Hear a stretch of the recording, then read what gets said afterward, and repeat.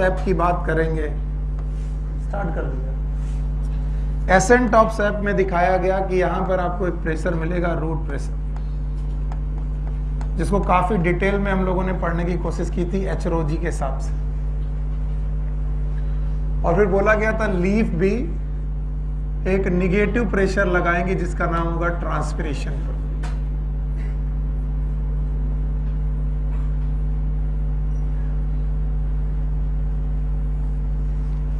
और यूं भी बोला गया कि लीफ से लेकर रूट तक वाटर कॉलम कॉन्टिन्यूअस होने चाहिए। यहां पर वेन और वेनलेट्स हैं। और यूं भी बोला गया था कि इनमें जो वाटर भरा हुआ है ये भी कॉन्टिन्यूअस होना चाहिए। कॉलम कॉन्टिन्यूअस के साथ साथ वाटर का कॉलम भी कॉन्टिन्यूअस होना चाहिए।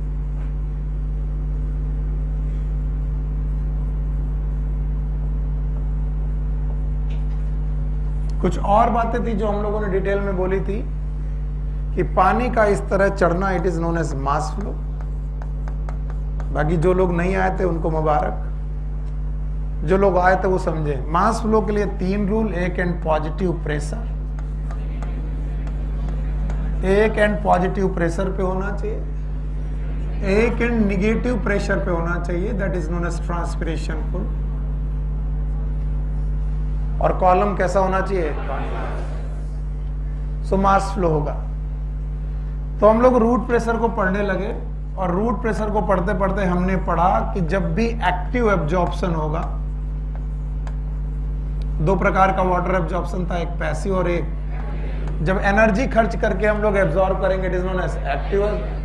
और एक्टिव एब्जॉर्प्शन के दौरान वेसल्स में वाटर कॉलम बढ़ने लगेंगे।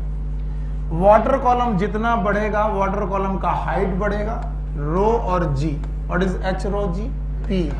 पानी जितना बेटा भरा जाएगा वाटर कॉलम उतने ज्यादा प्रेशर को क्रिएट करेगा। ये पुश लगेगा और एक ये जेंटल पुश होगा। हम लोगों ने पढ़ा था जेंटल पुश, हैवी पुश की जेंटल। और ये लगभग 10 से 15 मीटर हाइट तक ही पानी को लेके जा पाएगा। कितना?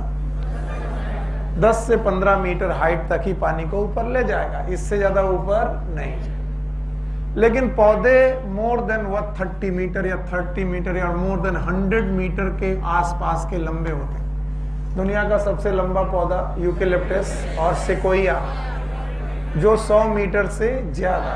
तो अगर हम लोग केवल रूट प्रेशर की सहारे बैठते तो बताओ पानी ऊपर जाता कि नहीं जाता? तो ये माना जाता है कि रूट प्रेशर से ज्यादा important it is transpiration pull.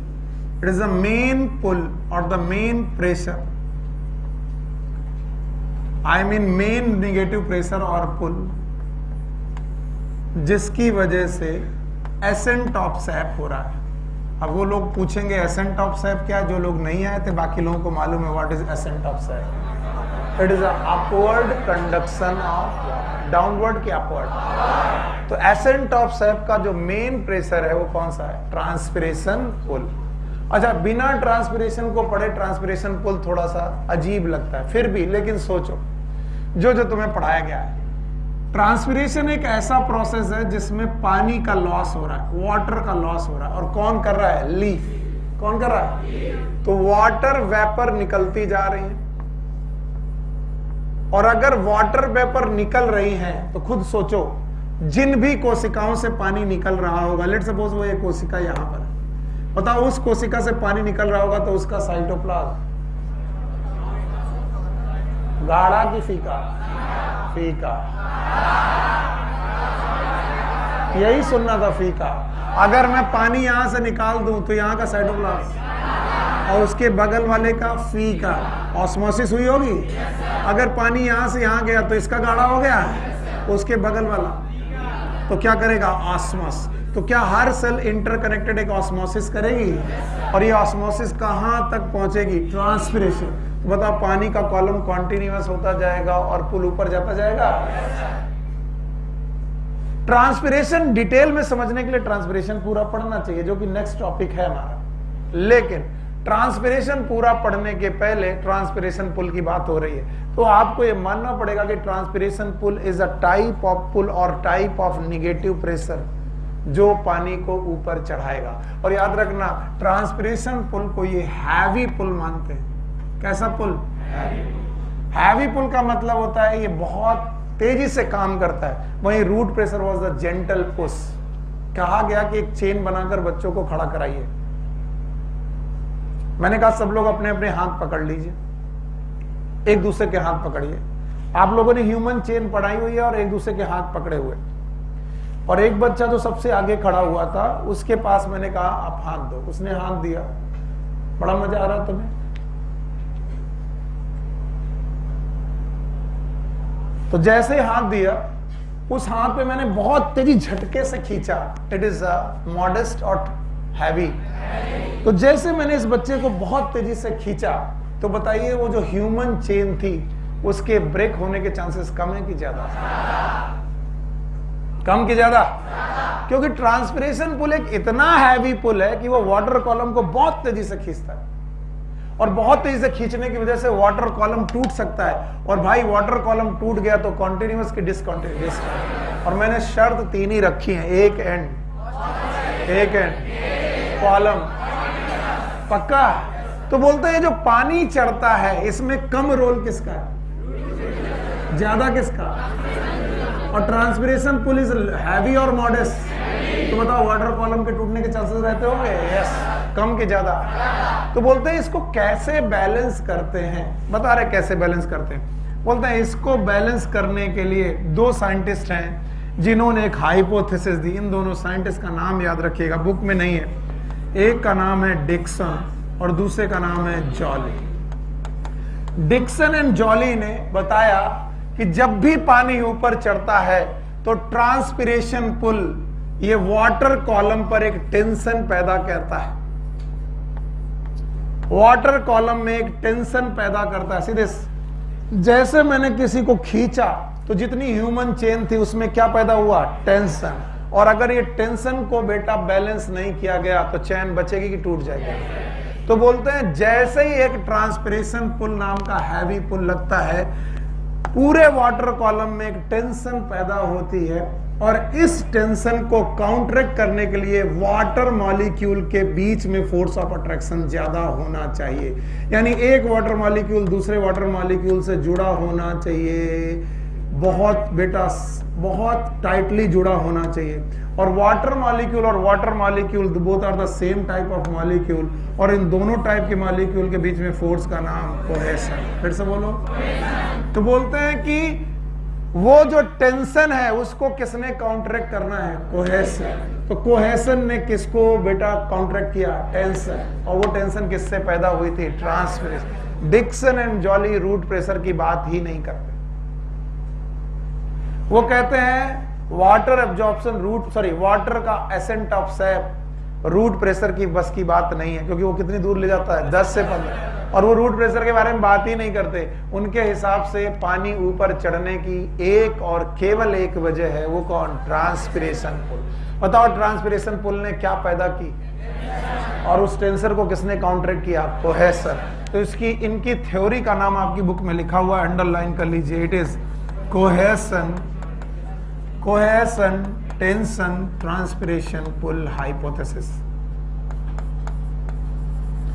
Transpiration pull model.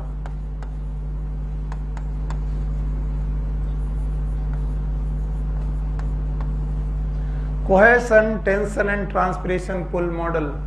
याद रखना, this is a most accepted model, most accepted hypothesis.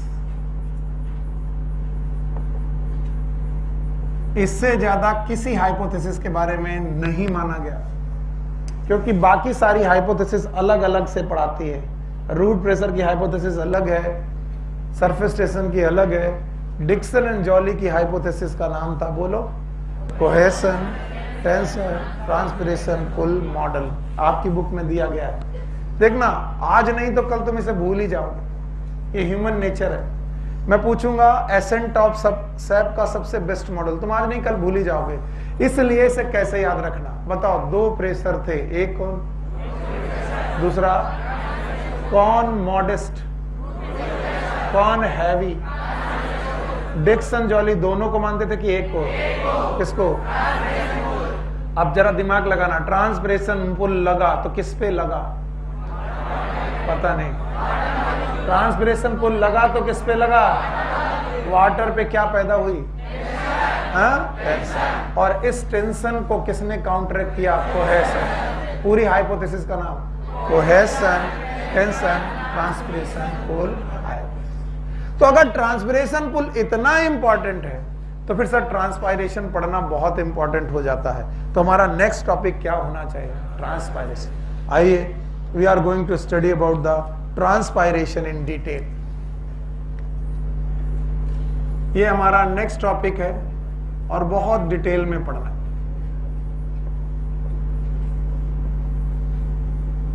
ये समझिए, जो आप एक टॉपिक पढ़ रहे हो, हम लोगों ने एक चैप्टर के रूप में पढ़ा है।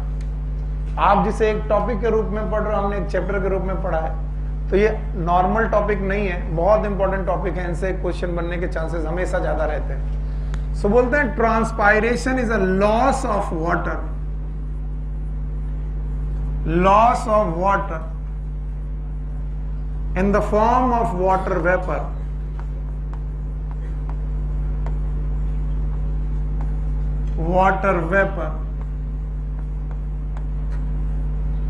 from aerial part of the plant,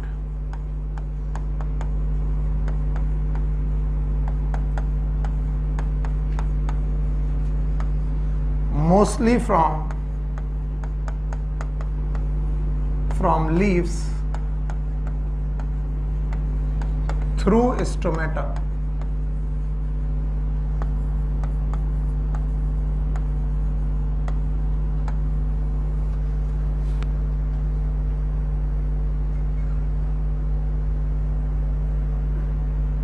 So loss of water in the form of water vapor from the aerial part of the plant, mostly from leaf through stomata. इतनी बड़ी डेफिनेशन सबको लिखने में मजा आ रहा होगा। अरे वाह, बहुत बढ़िया, अच्छी बात लिखा दी।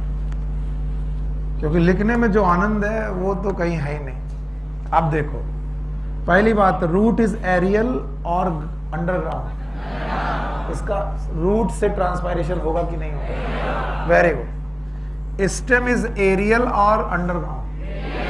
ये एरियल पार्ट यहां से हो सकता है, हो सकता है, मैंने कहा होगा जरूरी? ओके। इसके बाद ब्रांचेस, क्या बेटा? ब्रांचेस, ये भी एरियल पार्ट। ब्रांचेस के बाद लीफ, बोलो कहां? लीफ। लीफ भी एरियल पार्ट। तो याद रहे, ट्रांसपायरेशन स्टेम से भी हो सकता है, ब्रांचेस से भी हो सकता है, लीफ से भी हो सकता है, because all of them are. लेकिन भगवान ने एक सुविधा दी है, वो सुविधा मैं बहुत दिनों से पढ़ा रहा था। स्टेम के ऊपर क्यूटिकल कवरिंग दी है। किसकी? क्यूटिकल। तो क्यूटिकल जितनी मोटी, ट्रांसपिरेशन उतना। ब्रांचेस में भी क्या दिया है? क्यूटिकल। क्यूटिकल जितनी मोटी, ट्रांसपिरेशन उतना। और लीफ में भी क्यूटिकल दी है। लीफ में भी क्या दी? क्यूटिकल। तो क्यूटिकल जितनी मोटी, ट्रांसपिरेशन उतना। लेकिन आपने कहा क्यूटिकल इनके पास भी, क्यूटिकल इनके पास भी, क्यूटिकल इनके पास भी, पर ये ट्रांसपिरेशन सबसे ज्यादा करते हैं। देखो लिखा क्या? Mostly from. Mostly from. ऐसा क्या बात है कि लीफ के पास मोस्टली ट्रांसपायरेशन होता है? Because they have some openings. क्या है इनके पास? क्या है? And these opening are known as stomata. तो ऐसी ओपनिंग स्टेम में नहीं है, ब्रांचेस में नहीं है, लीफ में है। और लीफ में होने की वजह से वाटर वेपर का यहां से लॉस, मिनिमम की मैक्सिमम। मैक्सिमम। चलो अब बताओ, what is transpiration?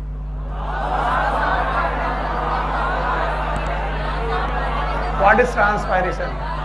Loss of water in the form of water vapour from the aerial part of plant, mostly from leaf through stomata. इसका मतलब है वेपर के रूप में जाना है तो इनमें एक रूल तो लगता ही होगा। बोलो कौन सा? इवेपोरेशन। फिर से बोलो। जब घर जाओगे तो एनसीईआरटी यहीं से शुरू होगी। Transpiration is evaporatory loss. बोलो कैसा लॉस है? यानी इवेपोरेशन के द्वारा होने वाला लॉस है, इवेपोरेटरी लॉस, इवेपोरेटरी लॉस, इवेपोरेशन के द्वारा होने वाला लॉस है। अब मैं इसका डिटेल पढ़ाने के लिए आपका लीफ का एनाटॉमी जानना चाहता हूं। क्या आपको लीफ की एनाटॉमी याद है? अगर लीफ की एनाटॉमी याद है तो ट्रांसपायरेशन आज समझने आने वाला है, नहीं तो आज आप लोग वैसे ही मुंह फैलाओगे जैसे अक्सर करते हैं। हाँ, बताओ what is transpiration? Loss of water.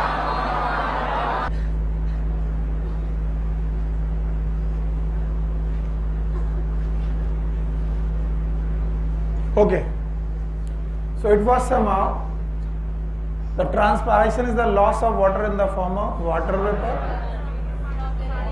from the aerial part of mostly through leaf.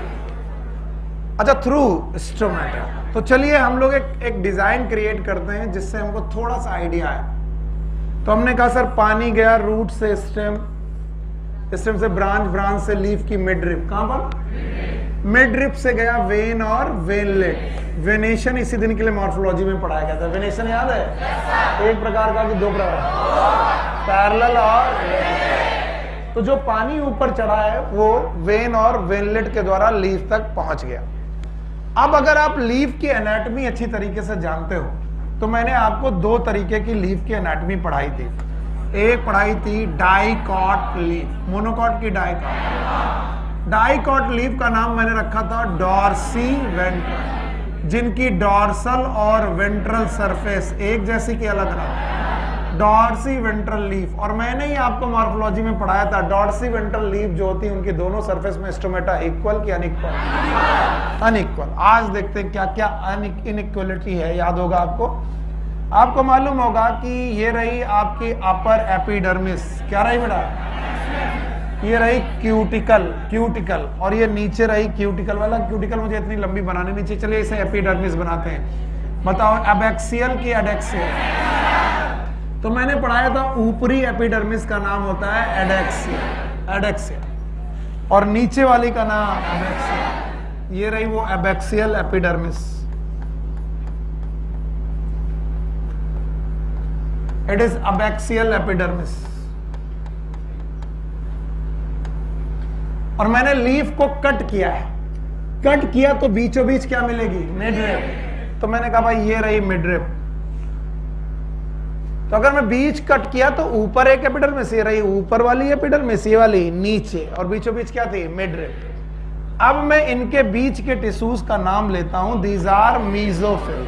हाँ, बहुत बढ़िया शब्द है, बहुत अच्छी बात, मीजोफिल। और मैंने यहां पर मीजोफिल दो प्रकार की बनाई है। ये बोलो क्या है? पैलिसेड, पैलिसेड है। और दूसरी सर जी दूसरी स्पॉन्जी पैरेन्काइमा है। बोलो कैसी? स्पॉन्जी। तो ये था पैलिसेड और सर ये है स्पॉन्जी। दो प्रकार की पैरेन्काइमा है और दोनों को मिलाकर क्या बोला गया? मीजोफिल। अब मैंने बोला कि इन दोनों की चाहे अबैक्सियल सरफेस हो चाहे एडेक्सियल सरफेस हो, ऊपर एक वैक्सी लेयर है। बोलो क्या?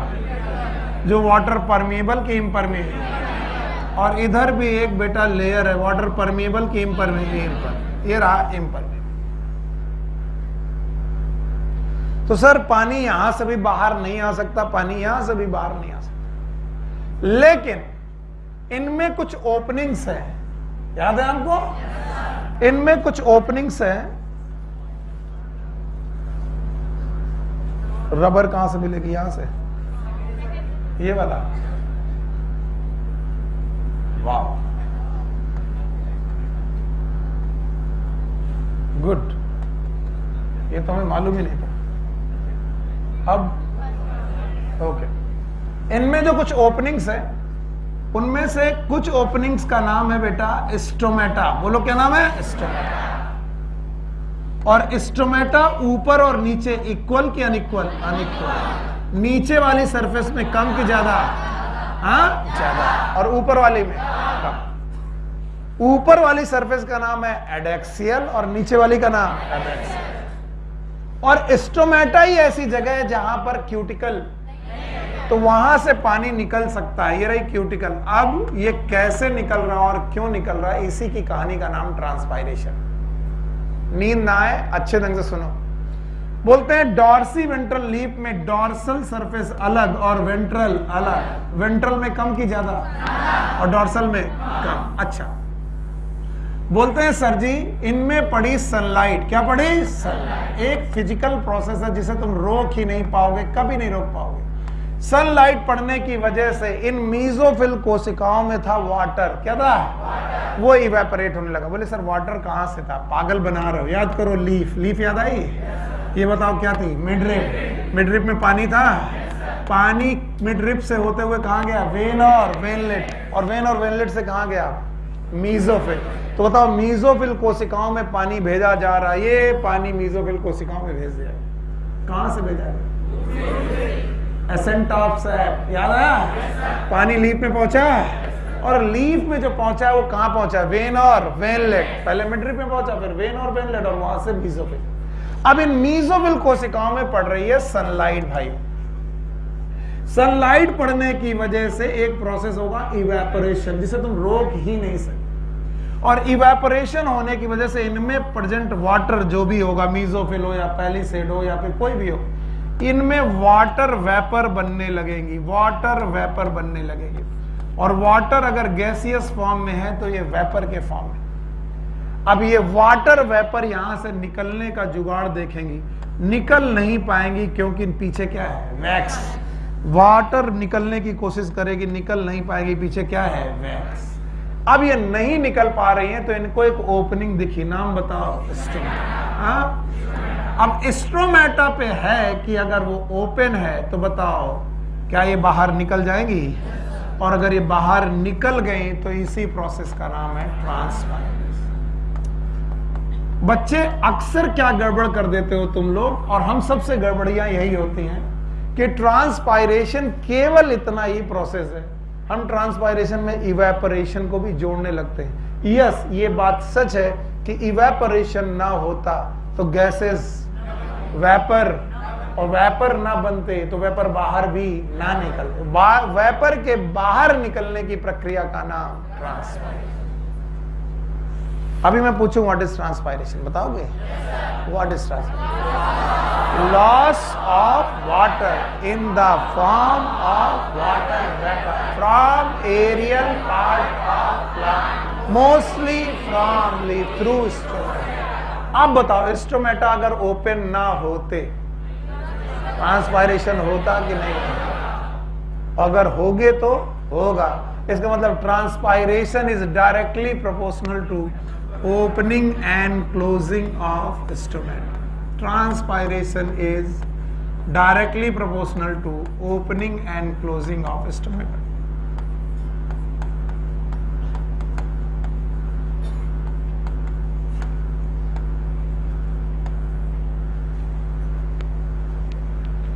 स्टोमेटा अगर ओपन तो ट्रांसपायरेशन होगा, स्टोमेटा बंद है तो ट्रांसपायरेशन नहीं होगा।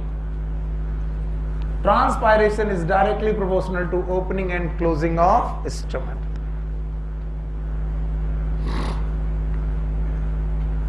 अभी हटा रहा हूं मैं। अगर ये डाइकॉट लीफ है तो क्या मोनोकॉट लीफ आपको याद है?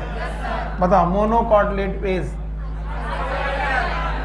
आइसोबाइलेटरल। दोनों तरफ की सरफेस पे स्टोमेटा इक्वल कि अनइक्वल? इक्वल। और वहां मिड रिप की बेटा पैरेलल वेन्स। और क्या वहां पर पैरेन्काइमा मीजोफिल होगी कि सारी एक जैसे? बताओ। यहां पर भी लॉस होगा, यहां पर भी लॉस होगा, लेकिन डंबल शेप की बेटा गॉड सेल डंबल। अच्छा, कुछ लोगों को ये लग रहा होगा पता नहीं क्या पढ़ा रहा, तो इसको भूल जाओ, मैंने नहीं पढ़ा है। Why they are known as isobilateral? दोनों तरफ की सरफेस में स्टोमेटा का नंबर बराबर। आइसो मतलब बाई मतलब दोनों, लेटरल मतलब साइड्स। याद रहेगा? इधर देखो, डॉर्सी वेंट्रल में किस में ज्यादा? डॉर्सल में ज्यादा। वेंट्रल में ज्यादा, डॉर्सल में।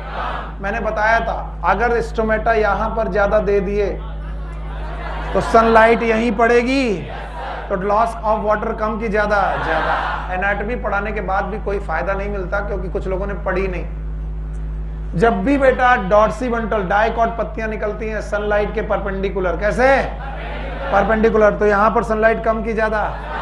तो अगर तुमने यहीं पर बेटा स्टोमेटा ज्यादा दिए तो लॉस को ज्यादा कम करना है कि कम करना, कम। तो हम लोग स्टोमेटा नीचे दें, कहां दें, नीचे।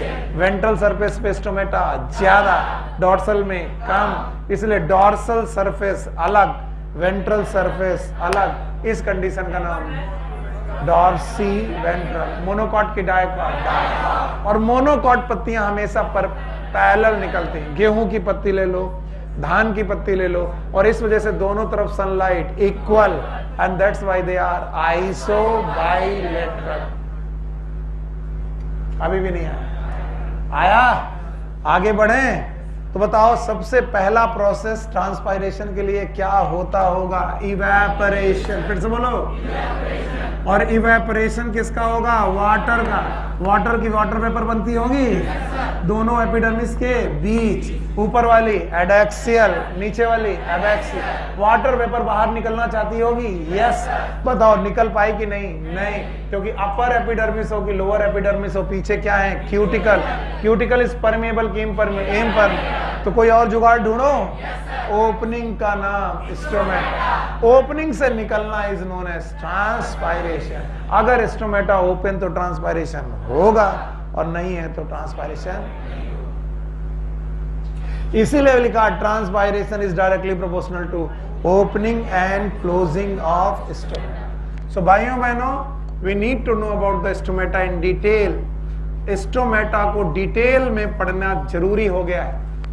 सो बोलते हैं stomata is an aperture.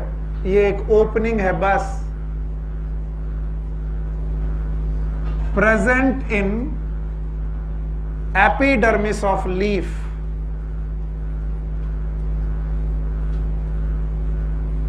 Leaf की एपिडर्मिस में प्रेजेंट एक ओपनिंग है, दैट इज गार्डेड बाय और दैट इज सराउंडेड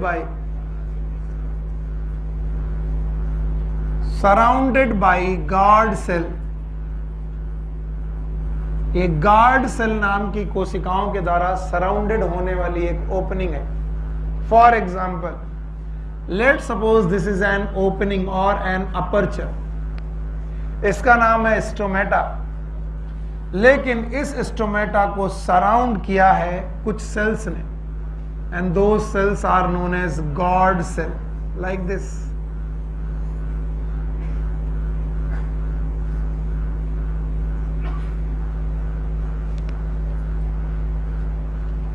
ये रही गार्ड सेल,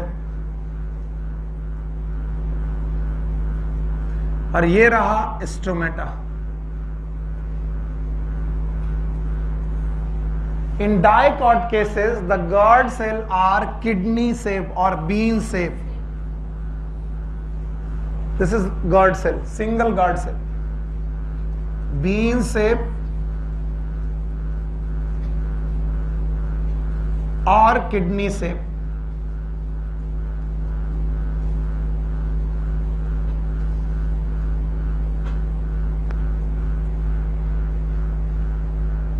ओके, खड़े हो। Yes, stomata guard, stomata kidney shape का, डाइकॉट की मोनोकॉट?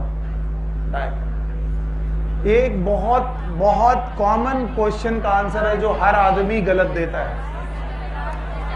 स्टोमेटा तो केवल एक ओपनिंग का नाम है। जब कोई पूछे स्टोमेटा किडनी शेप कहां, तो वो गलत क्वेश्चन है, क्योंकि स्टोमेटा का एक ओपनिंग है, उसके बाहर की सेल का नाम गार्ड सेल। ये मोनोकॉट की डाइकॉट? डाइकॉट में कैसा है? Bean cell. डाइकॉट में है बेटा बीन शेप, और मोनोकॉट की गार्ड सेल बोलो कैसी? Double cell.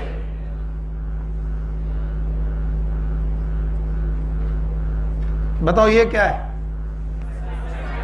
और ये क्या है? और ये गार्ड सेल किडनी शेप की डम्बेल शेप।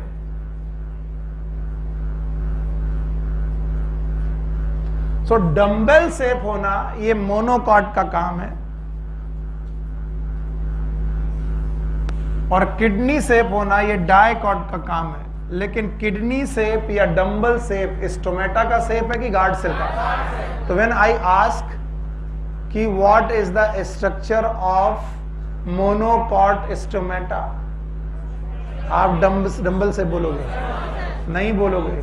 बोलो स्टोमेटा इज एन ओपनिंग।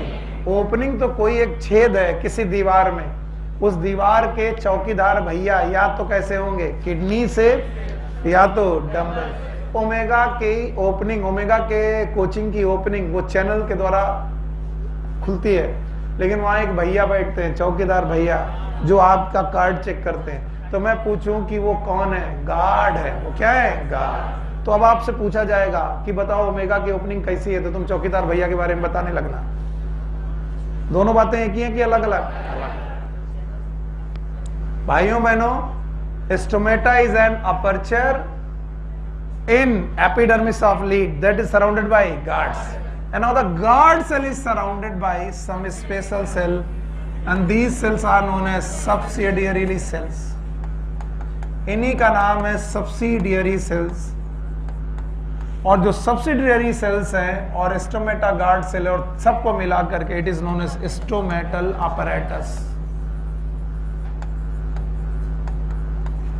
इसको मैं एनाटॉमी में पढ़ा चुका हूं। तो बोला जाए स्टोमेटल अपरेटस में क्या क्या मिलेगा? बोलो कौन कौन? Stomata, guard cell, subsidiary cell. और ये पूरा अपरेटस कहां मिलेगा? एपिडर्मिस। कहां मिलेगा? किसकी एपिडर्मिस? और कितनी है? एक लोअर और एक लोअर वाली, अबैक्सियल लोअर वाली और अपर वाले। अब कुछ लोग सोच रहे होंगे अगर सर वहां सब्सिडरी है तो यहां भी होंगी। यस, यहां भी सब्सिडरी सेल होंगी, बिल्कुल होंगी, क्यों नहीं होंगी? इसका भी नाम स्टोमेटल अपरेटस है, लेकिन डायकॉट की मोनोकॉट? वो। अब मेरा क्वेश्चन सुनना, डम्बल शेप स्टोमेटा डायकॉट में कि मोनोकॉट में?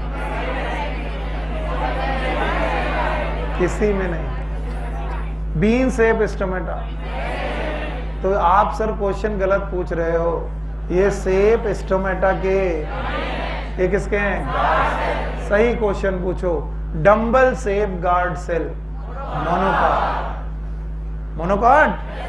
और sir bean shape guard cell dicot. पक्का? अब अगर ये है तो इसको हम लोग बाय बाय करते हैं स्टोमेटा को। स्टोमेटा देख लिया? What is stomata? क्या ये एक अपर्चर है जो कहां प्रेजेंट है? एपिडर्मिस।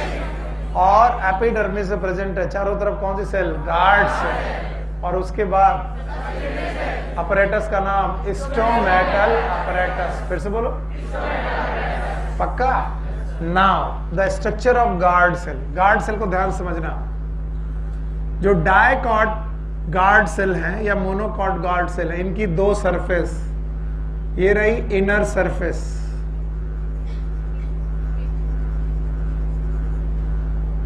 The inner surface. सब एनसीईआरटी में लिखा मिलेगा एक एक लाइन में। Inner surface is thick and elastic,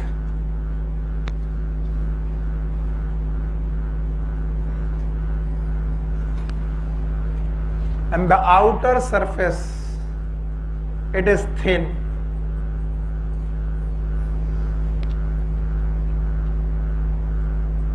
याद रहेगा? Inner surface thick and elastic और आउटर सरफेस थिन। हालांकि मैं सेल में बना रहा हूं, माफी मांगते हुए पहले से बना दे रहा हूं, चूंकि यहां 3D सेल वॉल बनाई नहीं जा सकती, तो मैं मानता हूं कि तुमको जो स्ट्रक्चर में बताने जा रहा हूं वो तुम सेल वॉल में समझोगे। और सेल वॉल को 3D देख पाना, जो ऑलरेडी बहुत छोटी है, उसको 3D देख पाना मुश्किल है। तो मैं यहीं पर दिखाने की कोशिश कर रहा हूं। ऑल्दो ये बहुत अच्छा नहीं, क्योंकि ये सेल में दिखता है। सेल वॉल में सेलुलोज के माइक्रोफाइब्रिल है। किसके बेटा? सेलुलोज।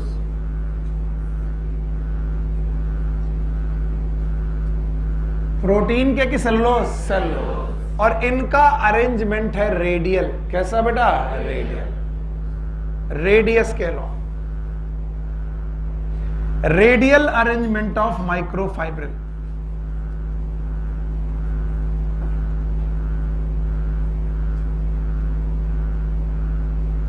और ये माइक्रोफाइब्रिल प्रोटीन के हैं कि सेलुलोज के? सेलुलोज। तीसरा पॉइंट, ये जो गार्ड सेल हैं एपिडर्मिस में, ये ग्रीन सेल्स हैं, और ग्रीन सेल होने का कारण है इनके पास क्लोरोप्लास्ट, और क्लोरोप्लास्ट और ग्रीन सेल होने की वजह से इन्हें फोटोसिंथेसिस करना आता है। बहुत सारे लोग सो चुके हैं, जागना है अभी। बताओ, मैं स्टोमेटा के बारे में बता रहा हूं। गार्ड सेल, गार्ड सेल की एक सरफेस की दो, एक इनर और एक आउटर। जैसा 2D में बना रहा हूं ना, वो वैसा ही दिखता है। लेकिन क्या किसी एक गुब्बारे को एज्यूम कर सकते हो जो राजमे जैसा दिखता हो? एजम्पशन नहीं कर सकते सर। कर सकते हो? एक गुब्बारा एज्यूम करो जिसका kidney shape, bean shape structure हो, राजमे जैसा हो। कर सकते हो? अब बताओ, वो गुब्बारा 2D दिख रहा है आपको कि 3D? क्या उसमें हवा भरी है? अब बताओ, उस गुब्बारे की एक सरफेस होगी कर्व, ये वाली, इनर की आउटर? इनर। और एक कौन सी? थिक। कौन सी? थिन। क्या उस गुब्बारे की वॉल में फिलामेंट अज्यूम कर सकते हो? बताओ कौन से फिलामेंट? ट्यूबुलिन की सेलुलोज। क्या ये सेलुलोज माइक्रोफाइब्रिल है? और उनमें अरेंजमेंट उनका कैसा है? रेडियल। फिर से बोलो, रेडियल। 2 पॉइंट। पहला पॉइंट कि जो तुमने पढ़ा वो तुम समझते भी हो कि नहीं। इलास्टिक का मतलब वो होता है जिनको मीन पोजीशन से अगर हटाया जाए तो वो हट जाए, हट जाए, और जब भी वो फोर्स हटाया जाए वो फिर से मीन पोजीशन पे आ जाए। यस और नो?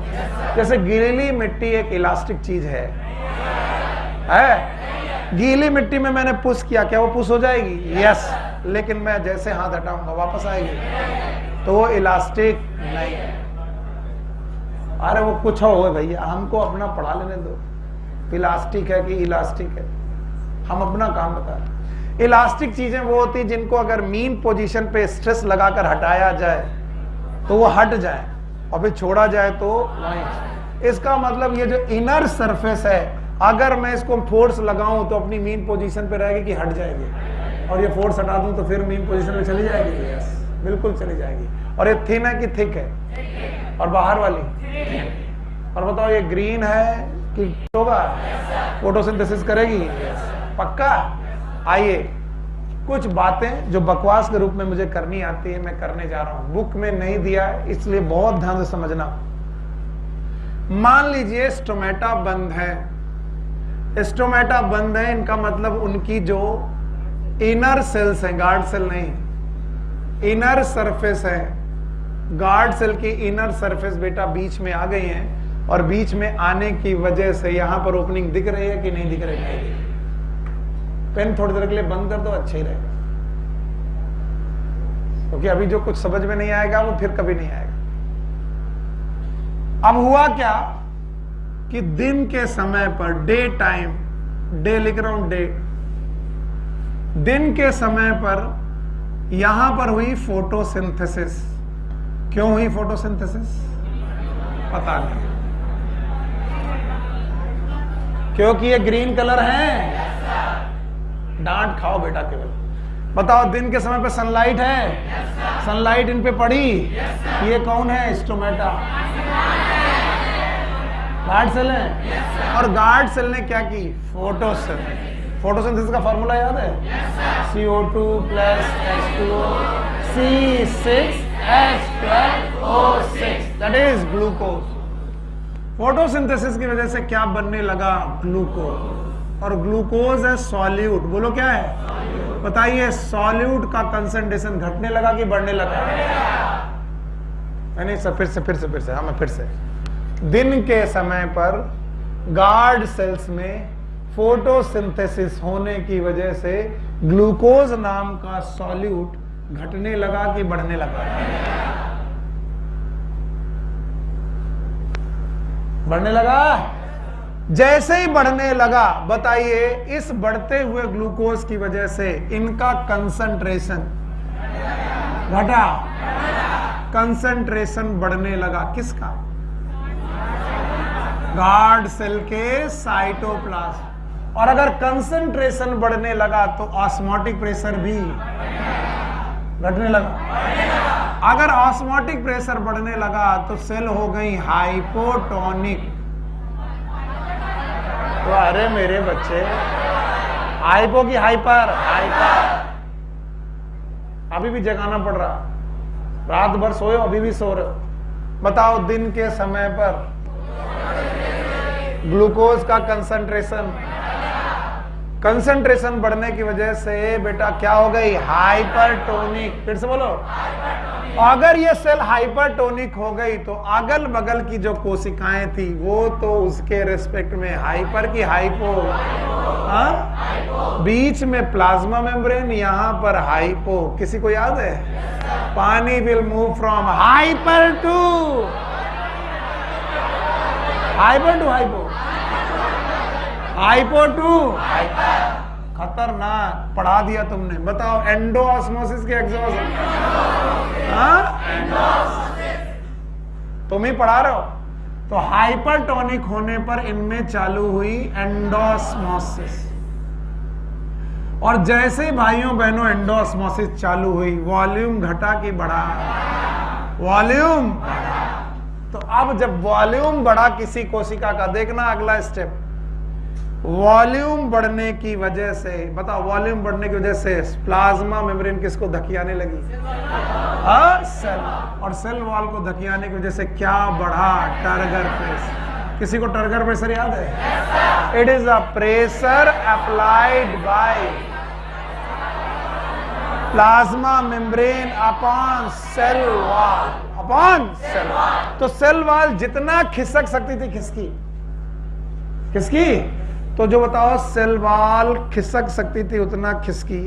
और जैसे ही ये सेल वॉल खिसक के यहां पर पहुंची, अभी मन में चल रहा होगा सर टर्गर प्रेशर तो वॉल प्रेशर के वॉल प्रेशर बराबर होता है। Yes, equilibrium. किसमें? उसके आने के पहले ये वॉल जितना खिसक सकती खिसकी। और जैसे ही ये वॉल खिसकने लगी, ओके, जैसे ही ये वॉल खिसकने लगी तो इसकी मीन पोजीशन वही रही कि बदल गई? और इसके साथ साथ सेल वॉल के माइक्रोफिलामेंट भी खिसके। और माइक्रोफिलामेंट खिसके तो इस सेल वॉल को भी, इनर वाली को कि आउटर वाली को? इनर वाली को भी खींच लाए। और अगर इनर वाली को खींच लाए तो ये मीन पोजीशन पे रही कि डिस्प्लेस हो गई? क्यों डिस्प्लेस हो गई? क्योंकि इसका नेचर कैसा है? इलास्टिक। फिर से बोलो, इसका नेचर है इलास्टिक। और अगर इलास्टिक है तो बताओ ये अपनी मीन पोजीशन पे रही कि हट गई? और अगर हट गई दोस्तों तो बताइए इनके बीच में क्या पैदा हो गई? कॉनकैविटी। बोलो क्या? फिर से देखो सर, समझ में नहीं आया, फिर से बताओ। मान लो ये मीन पोजीशन पे वॉल थी, टर्गर प्रेशर बढ़ने की वजह से वॉल पीछे खिसकी। वॉल पीछे खिसकी तो माइक्रोफिलामेंट भी खिसके। माइक्रोफिलामेंट खिसके तो ये इनर वाली सेल वॉल को भी ले आए। और ले आए तो बेटा यहां पर क्या पैदा हो गई? कॉनकैविटी। बोलो कॉनकैविटी।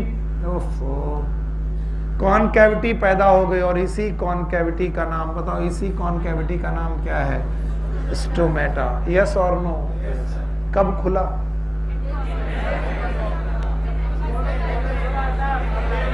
बताओ दिन में क्या हुआ? क्या बना? कंसंट्रेशन हाइपरटोनिक हुआ, एंडोस्मोसिस हुआ, वॉल्यूम बढ़ा, टर्गर प्रेशर बढ़ा। बताओ सेल वॉल वही रही कि डिस्प्लेस्ड हो गई। और सेल वॉल डिस्प्लेस्ड हो गई तो स्टोमेटा ओपन की क्लोज। और अगर स्टोमेटा ओपन हो गए तो क्या चालू हो गया? ट्रांसपायरेशन। बताइए ट्रांसपायरेशन दिन में कि रात में? दिन में। सर बिल्कुल समझ में नहीं आ रहा है। आ रहा है?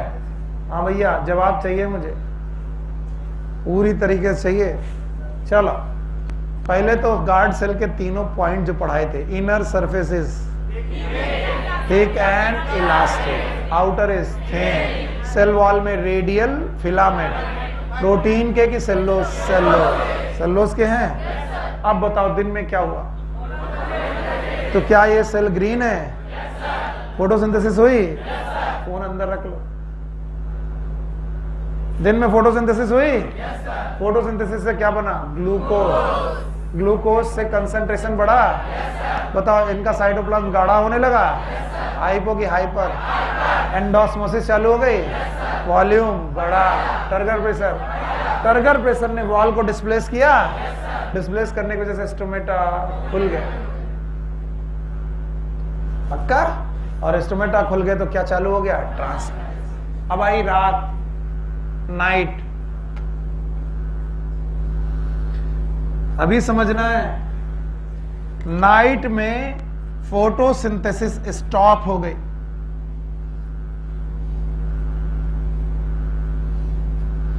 स्टॉप। फोटोसिंथेसिस स्टॉप होने के बाद जो ग्लूकोज बने थे ये स्टार्च बनाने लगे। शायद बहुत कम लोग हैं जो इसमें मेरी मदद करेंगे। n number molecule of C6H12O6 they are going to form starch. क्या बनाने जा रहे हैं? स्टार्च। और स्टार्च इज मोनोमर की पॉलीमर?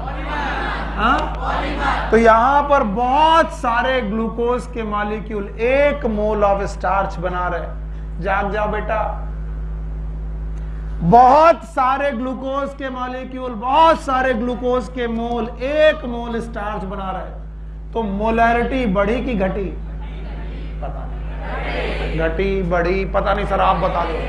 या 10 मतलब 1000 mole of glucose we going to make 1 mole of starch. घटी कि बढ़ी? तो मोलैरिटी घटने लगी, और मोलैरिटी घटने लगी तो osmotic pressure is directly proportional to concentration घटने लगी। और कंसंट्रेशन घटने लगी तो भाइयों बहनों मोलैरिटी घटने लगी, कंसंट्रेशन घटने लगी, और कंसंट्रेशन घटने लगी तो बताओ हमारी सेल हाइपर हो गई कि हाइपो? हाइपो। और अगर हमारी सेल हाइपोटोनिक हो गई तो बताओ ये वाटर गेन न करने लगी, लॉस। मैंने ऑस्मोसिस पढ़ाई थी, फ्रॉम हाइपर टू हाइपो कि हाइपो टू हाइपर? भूल ही गए। क्यों प्रतीक? जब क्लास में नहीं आओगे तो कैसे पता चलेगा कि क्या पढ़ा है ना? खड़े हो। कहां थे? फीवर आ रहा कि रात भर नाचे थे? बैठ जाओ। इस वजह से मेरी कंटिन्यूटी ब्रेक होती है क्योंकि आप लोग ही मेरे साथ नहीं होते। बताइए, जो दिन भर ग्लूकोज बना था वो ग्लूकोज रहा कि स्टार्च? और स्टार्च बनने पर ग्लूकोज के हजारों मॉलिक्यूल, हजारों मोल, 1 मोल स्टार्च बना रहे। अब बताओ मोलैरिटी बढ़ी कि घटी? घटी। कंसंट्रेशन घटी, और कंसंट्रेशन घटा तो सेल हो गई हाइपोटोनिक। और चीजें हमेशा हाइपो से हाइपर। तो बताओ सेल से क्या होने लगी? एक्सोस्मोसिस। अगला पॉइंट, एंडोस्मोसिस हुई कि एक्सोस्मोसिस? और एक्सोस्मोसिस होने पर वॉल्यूम बढ़ा कि घटा? और वॉल्यूम अगर घटने लगा तो टर्गर प्रेशर बढ़ा कि घटा? और अगर टर्गर प्रेशर की वजह से ये खिंची थी तो रिजल्टेंट फोर्स जिसकी वजह से ये खिंची थी वो कौन था? Turgor pressure. अब बताओ टर्गर प्रेशर लगना बंद हो गया, गीली मिट्टी वो सॉरी मतलब इलास्टिक चीजों में जो फोर्स जिसकी वजह से खिंच रहा था वो कौन सा था? टर्गर प्रेशर की वजह से खिंच रहा था। बताओ टर्गर प्रेशर की वजह से टर्गर प्रेशर कम हो गया, खींचेगा कि नहीं खींचेगा? तो रिजल्टेंट फोर्स लगेगा कि नहीं लगेगा? और नहीं लगेगा तो भाइयों बहनों आप मुझे ये बताइए, नहीं लगेगा तो क्या ये अपनी मीन पोजीशन पे लौटेंगी? और अगर मीन पोजीशन पे लौटी तो बताइए ये अपनी ओरिजिनल पोजीशन को, यहाँ वाली पोजीशन को प्राप्त कर लेंगी। इसका मतलब मेम्ब्रेन फिर से पास में आ गई। और अगर बेटा मेम्ब्रेन फिर से पास में आ गई तो बताइए फिर से ये अपनी ओरिजिनल जगह पर आ जाएंगी। यस, स्टोमेटा ओपन की क्लोज। हाँ, टर्गर प्रेशर कम और इलास्टिसिटी की वजह से regain their position, और पोजीशन रिगेन करते ही स्टोमेटा क्लोज्ड।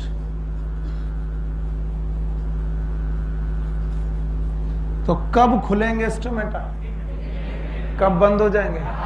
तो ट्रांसपायरेशन कब होगा और कब नहीं होगा? This hypothesis is known as starch glucose conversion theory, sorry conversion hypothesis.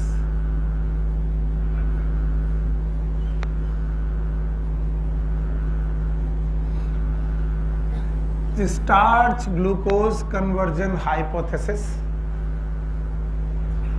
this was given by I think Levitt, Sayre, yes, Levitt, and support by Sayre। पिछली बार Sayre लिखाया था। The starch glucose conversion hypothesis given by Levitt, support by Sayre।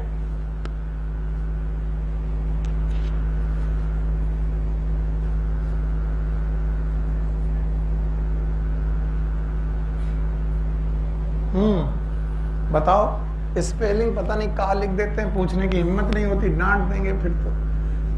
बदतमीज teacher. ले बिटिया, मिल गया? यो कहाँ लिखा है? सायरे।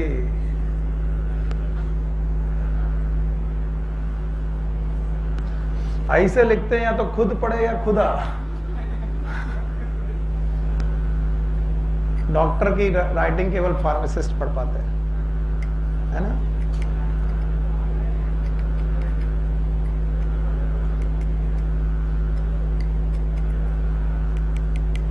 देखो लिखने में कितना मजा आ रहा है। अरे बहुत बढ़िया पढ़ा रहे हैं आज जो लिखने दे रहे हैं ना, वो बहुत बढ़िया पढ़ा रहे हैं। अब देखो, याद है? 3 बातें बताओ गार्ड सेल की। Inner surface is thick and elastic, outer is thin, microfibril of cellulose, they are radially arranged। दिन आया? चौथी बात ये है कि ये ग्रीन है और फोटोसिंथेसिस करेगी। अपने आप को चांस लो, देखो कितना आएगा तुम्हें। दिन आया? दिन में क्या हुई? फोटोसिंथेसिस, ग्लूकोज बना, कंसंट्रेशन बढ़ने, हाइपरटोनिक हुई, एंडोस्मोसिस हुई, टर्गर प्रेशर बढ़ने लगा। टर्गर प्रेशर बढ़ने की वजह से cell wall displace, inner membrane भी डिस्प्लेस हुई, स्टोमेटा ओपन के खुल गए। वही बात है, ओपन हो गए। बंद हुए कि खुल गए? खुल गए। और खुलने की वजह से क्या होने लगी? ट्रांस। ये सब कब हुआ? दिन में। हाँ, दिन में हुआ। रात आई, जब रात आई तो बोला गया कि भैया रात में होती होगी फोटोसिंथेसिस बंद, और जो ग्लूकोज बने थे दिन भर वो स्टार्च में कन्वर्ट होने लगे, और स्टार्च में कन्वर्ट होने लगे तो मोलरिटी, कंसंट्रेशन कम, ऑस्मोटिक प्रेशर कम, हाइपर की हाइपो, गाढ़ा की फीका, फीका और फीका बंदा वाटर गेन करेगा कि लॉस? वाटर लॉस करेगा तो वॉल्यूम कम, और वॉल्यूम कम तो टर्गर प्रेशर कम, टर्गर प्रेशर कम तो वॉल जो डिस्प्लेस हुई थी वापस आई, और वापस आई तो बताओ स्टोमेटा ओपन की क्लोज? इसे एक बार में देखेंगे। देखिए अब दिखाई पड़ेगा। ये रही 2 गार्ड सेल। अब आप खुद देख करके सोच के बताइए। Guard cell displace, mean position वही है, the same mean position. Guard cell displaced, inner और आउटर मेम्ब्रेन डिस्प्लेस्ड। बताओ ये क्या है? अगर टर्गर प्रेशर ना लगता तो ये डिस्प्लेस होती कि नहीं? टर्गर प्रेशर तभी लगता जब क्या होती? एंडोस्मोसिस तभी होगी जब यहाँ कंसंट्रेशन बढ़े, हाइपो की हाइपर, और कंसंट्रेशन तभी बढ़ेगी जब होगा डे, और डे में क्या होगी? फोटोसिंथेसिस। वापस लौटे हैं? बताओ क्या ये मीन पोजीशन पे दोबारा पहुंची? माइक्रोफिलामेंट वापस आए, वापस ये खींच के ले आए, तो बताइए स्टोमेटा ओपन की क्लोज्ड?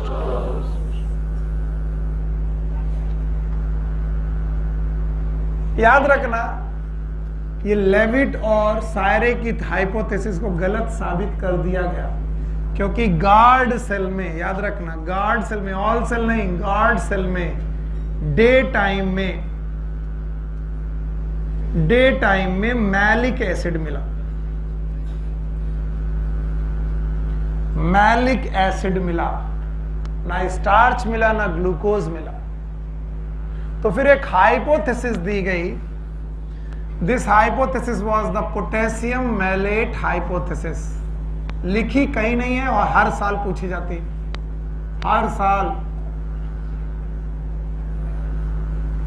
डायरेक्ट या इनडायरेक्ट क्वेश्चन इससे बनता ही है। स्टोमेटा ओपनिंग की hypothesis, this is known as potassium malate hypothesis.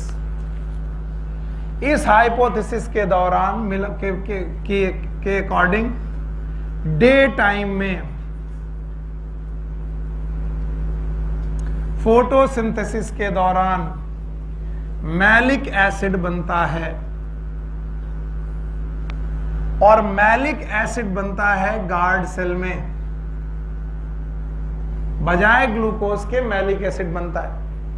और किसी भी एसिड की आदत होती कि वो H+ आयन को रिलीज करे, तो मैलिक एसिड अपने बाहर H+ आयन रिलीज कर देता है।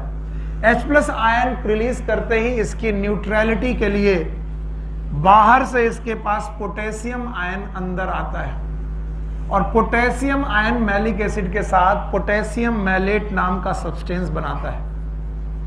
और जैसे ही पोटेशियम मैलेट सब्सटेंस यहां बन जाता है, याद रखना, यहां की कंसंट्रेशन बढ़ जाती है। आगे की कहानी तुम मुझे बताओगे तो अच्छा लगेगा। बताओ, दिन के समय पर क्या बना? Malic acid. क्या लूज हुआ? H+। क्या आया? पोटेशियम। क्या बना? Potassium malate. कंसंट्रेशन बढ़ा कि घटा? हाइपो की हाइपर? हाइपो। एंडो की एक्सो? एंडो। टर्गर प्रेशर बढ़ा, वॉल्यूम बढ़ा, सेल वॉल डिस्प्लेस। और बताओ, स्टोमेटा ओपन की close?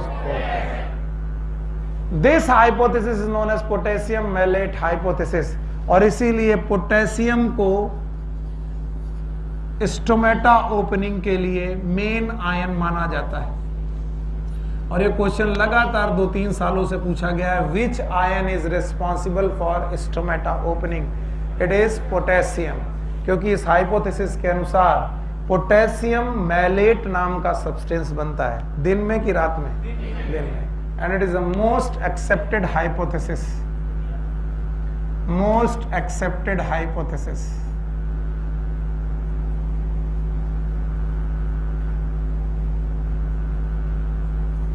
For the stomata opening.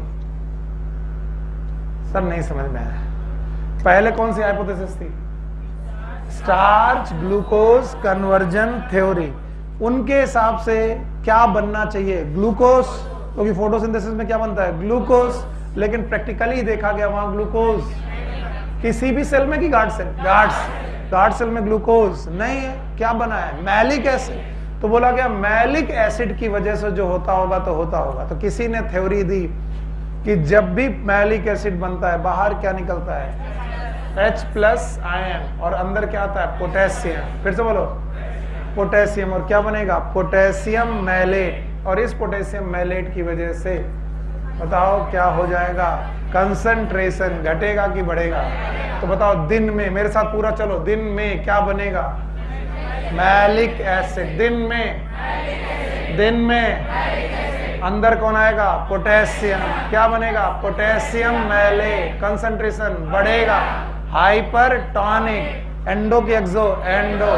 Volume बढ़ेगा, टर्गर प्रेशर बढ़ेगा, cell wall displace, stomata open. रात में ये अपने पोटेशियम को गेन करेंगे कि लॉस कर देगा? Loss. This hypothesis is known as potassium malate hypothesis. याद रहेगा? हाँ भाइयों बहनों, मैंने इकोलॉजी में एक दिन आपको कैम पढ़ाई थी। मैंने कहा था कभी ना कभी इसको दोबारा पढ़ाऊंगा। फुल फॉर्म याद है? It is known as crassulacean acid metabolism.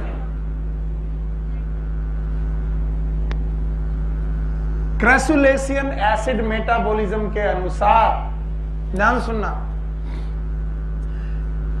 Stomata रात में खुलने चाहिए। स्टोमेटा ओपन होंगे नाइट में, और ऐसे स्टोमेटा कहलाए जाते हैं स्कोटो एक्टिव स्टोमेटा। स्कोटो का मतलब ही होता है नाइट, एक्टिव मतलब open. Scoto active stomata. CAM cycle से स्टोमेटा ओपनिंग की थ्योरी एक साइंटिस्ट ने दी, इनका नाम है निशिदा। सब साइंटिस्ट के नाम बेकार है, मैं पता नहीं क्यों पढ़ा रहा, ये नहीं पूछे जाएंगे, नेवर। पर मेरे को याद है, मैंने बोल दिया। इससे एक इफेक्ट पड़ता है, सर को आता है, सर को आता है, लेकिन क्वेश्चन पेपर में नहीं आता, तो हटा दो। बहरहाल ये आया है, इसलिए मैं बहुत कॉन्फिडेंट हूं कि ये पूछा गया। कैम का full form crassulacean acid metabolism. इसमें इस थ्योरी के अनुसार स्टोमेटा रात में, और ये कैम साइकिल केवल ज़ेरोफिटिक प्लांट में होती है। किसमें? ज़ेरोफिटिक प्लांट, ऐसे प्लांट जो रेगिस्तान में पाए जाते हैं। और ऐसा माना जाता है कि इनमें C4 साइकिल जैसी, C4 साइकिल, अब ये क्या बोला, ये फोटोसिंथेसिस में पढ़ा होगा, C4 साइकिल जैसी एक कैम साइकिल होती है। और इस केम साइकिल के दौरान मैलिक एसिड, फिर से बोलो, रात में डिपॉजिट होता है, नाइट में डिपॉजिट होने लगता है। यानी नाइट में मैलिक एसिड डिपॉजिट होने लगता है। मैंने बनना बोला कि डिपॉजिट होना? मैंने बनना शब्द नहीं बोला। बाद में मत बोलना कि सर आपने बोला था नाइट में मैलिक एसिड बनता है। रात में डिपॉजिट, और रात में डिपॉजिट होने लगता है तो पोटेशियम मैलेट भी कब बनता है? रात में। और अगर पोटेशियम मैलेट रात में बना तो आगे की कहानी तुम बताओ। कंसंट्रेशन कम होगा कि ज्यादा? कब? रात में। बताओ, हाइपरटोनिक कि हाइपोटोनिक?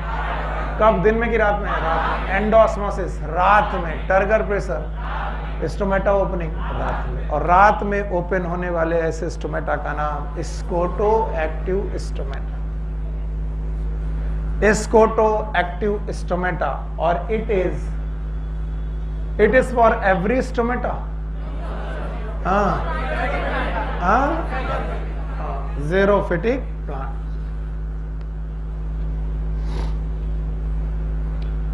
सर बिल्कुल समझ में नहीं आ रहा, क्या पढ़ा रहे हो आप? आज हम लोग पढ़ा रहे हैं, आइए पनीर की सब्जी कैसे बनाएं। हैं? सूर्या कह रहे सर पनीर नहीं, मुर्गा कैसे बनाया है? बना लेते हो? जीव हत्या में तुम्हें एकदम बिल्कुल नहीं। नॉनवेज अलग से बनाते हो। इकोलॉजी कह रहा तभी तो बैलेंस रहेगी। इकोलॉजी बैलेंस करने आए हो। कौन दिन शेर तुम्हारी इकोलॉजी बैलेंस करेगा? शेर खा गया, बोले कैसे? बोले इकोलॉजी बैलेंस कर रही थी, प्रेडेटर और प्रे। हटाएं। चलो भाई, मैंने इतनी देर तक जो बकवास की, उस बकवास से तुम्हें क्या पता चला? ट्रांसपायरेशन याद है? The loss of water in the form of water vapour from the aerial mostly from leaf, mostly from through stomata. पक्का? फिर मैंने लीफ के दो स्ट्रक्चर पढ़ाए। फिर पहले बताया इवेपोरेशन, क्या हुआ? वाटर वेपर बनी। वाटर वेपर बाहर निकलने की कोशिश कर रही, लेकिन निकल, स्टोमेटा खुलेंगे तो निकलेगी, नहीं खुलेंगे तो नहीं निकलेगी। स्टोमेटा के स्ट्रक्चर में मैंने गार्ड सेल्स बनाई। गार्ड सेल की दो सरफेस, इनर और आउटर। ऐसा क्या बिटिया? बहुत खुश? क्या हुआ? इतना काहे खुश हो? कोई बात ना, कोई भी कमेंट पीछे से नहीं करेगा। सर वो गाना याद आ गया जो परसों डीजे में चल रहा था। जो भाई साहब आप लोगों ने स्टेटस डाले, दुर्भाग्य कहो कि सौभाग्य कहो, स्टेटस में आप मेरे साथ ऐड हो। और गर्ल्स ने जो जो डांस के मूव्स दिखाए हैं, हाँ, वो बॉयज ने तो जो किया है वो उसे लखैरापन कहते हैं। कुछ बॉयज ने तो डांस करते करते अपना बनियान भी उतार के। पीपी बेटा, तुमको भरी सर्दी में गर्मी लग रही थी? दौड़ दौड़ के नाच रहा था, इस डीजे से उस डीजे, उस डीजे से उस डीजे। हमें रास्ते में मिल गया, हमने कहा पीपी कहाँ? बोले अरे सर भागे। बोले सर अभी घर नहीं गया? हमने कहा नहीं, आज तुमको यही देखना है क्या कौन क्या बोला। बड़े खुश। क्या बदल गया सौरभ? जिंदगी में कुछ बदल गया क्या? पता नहीं, लोग नाच गा रहे। अच्छा भाई हटाओ, बातें नहीं करना। तो अब स्टोमेटा के थ्रू हम लोगों ने देख लिया, स्टोमेटा की ओपनिंग और क्लोजिंग देख ली। 3 थ्योरी पढ़ी, कितनी? 3। पहले कौन? Starch glucose conversion hypothesis. दूसरा पोटेशियम मैलेट। तीसरी कैम। बताओ सबसे ज्यादा accepted theory? Potassium malate theory. दिन में खुलते हैं कि रात में? दिन में। रात में? लेकिन कोई कैम साइकिल वाले लोग भी हैं, इनके स्टोमेटा दिन में कि रात में? क्योंकि इनका मैलिक एसिड दिन में कि रात में?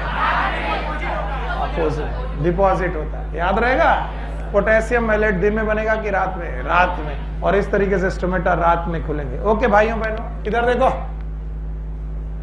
इसके अलावा rate of transpiration, rate of transpiration,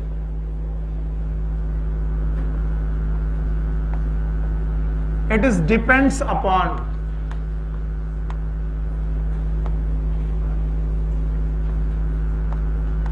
two type of factors। 2 प्रकार के फैक्टर पे रेट ऑफ ट्रांसपायरेशन डिपेंड करेगा। One is known as internal factors,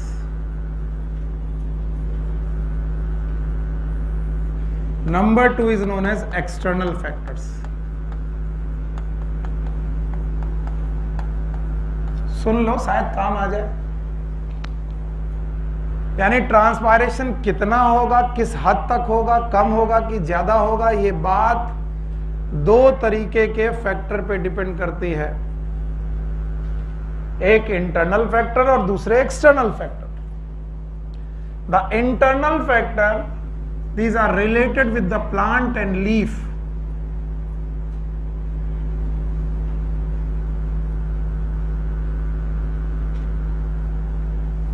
वो फैक्टर जो प्लांट और पत्तियों से रिलेटेड फैक्टर हैं उनका, that is internal factor. And external factor, those are related with the environment.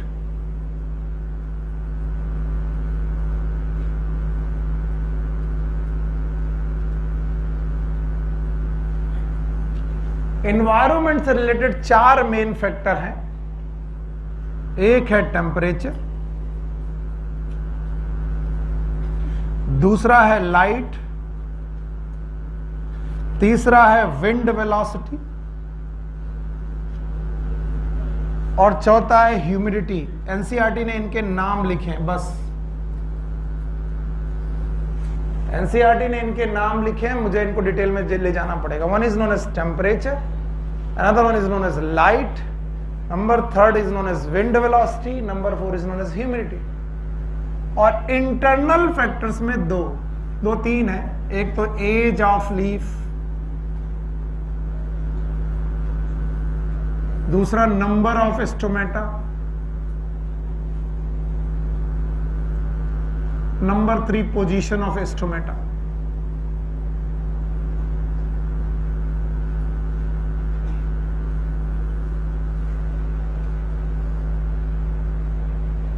तो 2 प्रकार के फैक्टर हैं जिन पर ट्रांसपायरेशन डिपेंड करेगा। बताओ क्या दिक्कत हो गई? मुर्गा खिलाओगे इसको? तुम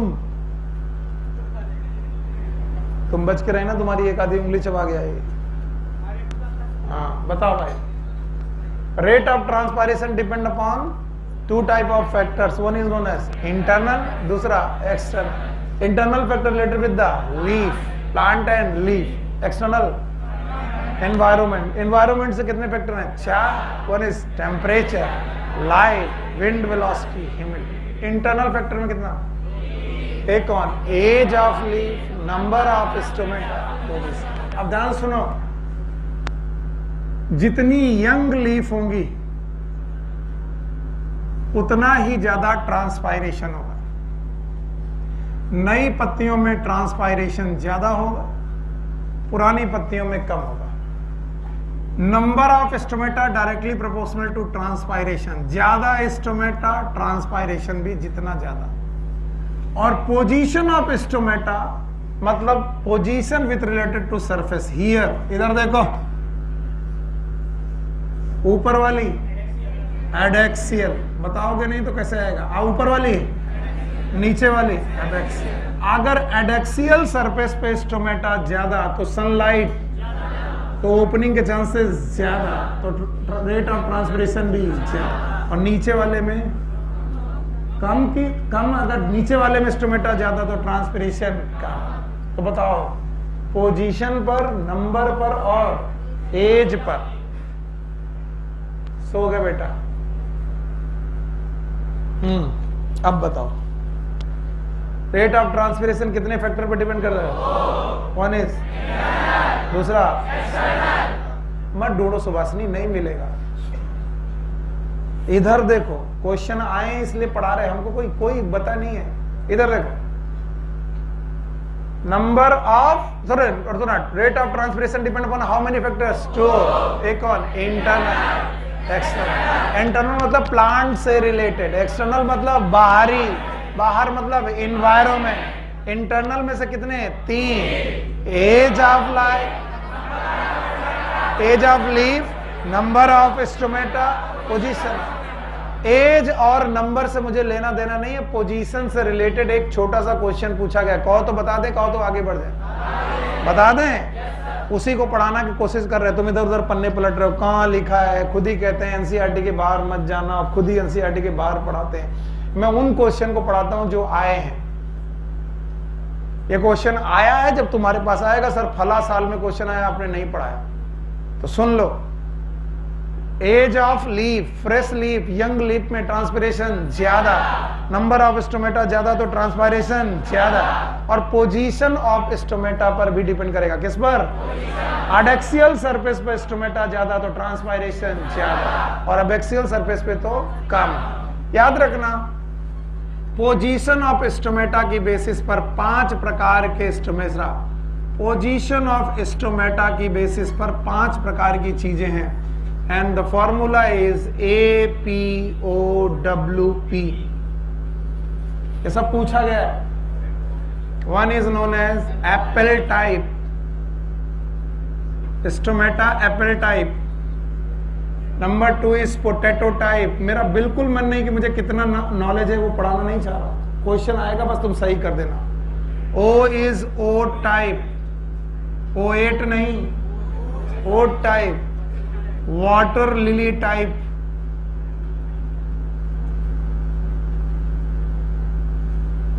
and P is potamogeton type. हे भगवान, ये सब पढ़ना पड़ेगा। देखना कितना आसान है, वरना मुश्किल चीजें मैं पढ़ाता ही नहीं। APOW, A for, P for, O for, W for water lily, P for pomato. अब ध्यान सुनना, एक एक को पकड़ते हैं। ओट इज मोनोकॉट, ओट इज, तो ये मोनोकॉट टाइप है। मोनोकॉट टाइप का मतलब है जिसकी डॉर्सल और वेंट्रल सरफेस पे स्टोमेटा इक्वल की अनइक्वल? इक्वल। डॉर्सल और वेंट्रल सरफेस पे इक्वल स्टोमेटा हो, ऊपर और नीचे की सरफेस में अगर बराबर स्टोमेटा हो, बताओ कैसा? ओट टाइप। सर आपको यहां से पढ़ाना चाहिए, मैं नहीं पढ़ाऊंगा, मैं तुम्हारे दिमाग में पिक्चर डालना चाहता हूं, इसलिए ध्यान से सुनो। ओट टाइप मोनोकॉट टाइप है जिसमें ऊपर और नीचे स्टोमेटा इक्वल ना। पोमेटोगेटॉन दूसरा पकड़ूंगा मैं। पोमेटोगेटॉन में क्या पढ़ना है? ये पौधा पानी के अंदर है। किसके अंदर है? यानी इसकी पत्तियां भी पानी के अंदर है, और पानी के अंदर स्टोमेटा की जरूरत? अरे यस और नो? पानी के अंदर पाई गई पत्तियों को ट्रांसपायरेशन करने की जरूरत? ट्रांसपायरेशन करना तब पड़े जब बाहर ड्राई हो। यहां बाहर ड्राई है कि बेटा वेट है? वेट, तो इन्हें स्टोमेटा की जरूरत नहीं है। तो पोमेटोगेटॉन में stomata is vestigial.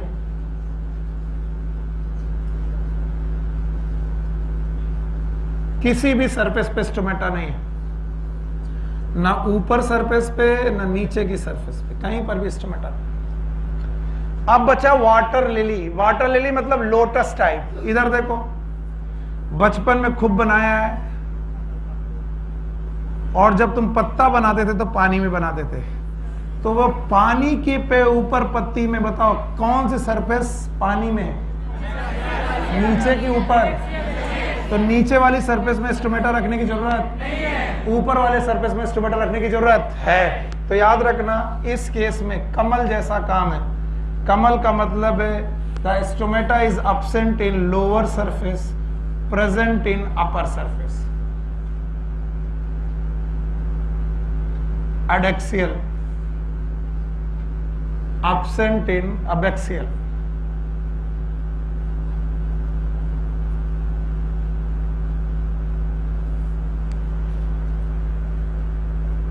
Okay, potato is true dicot type.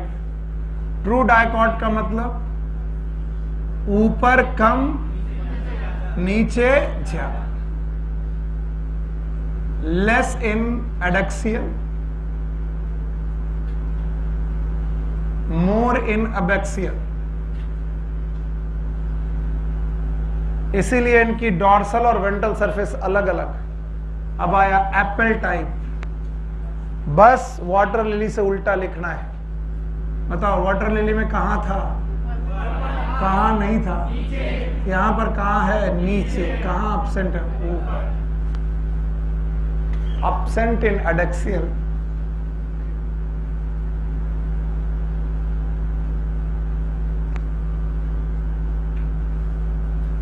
present in abaxial।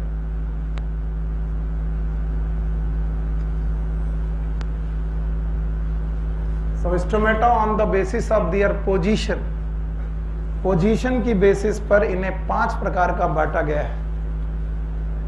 कोई बिना देखे बता सकता है? yes, sir।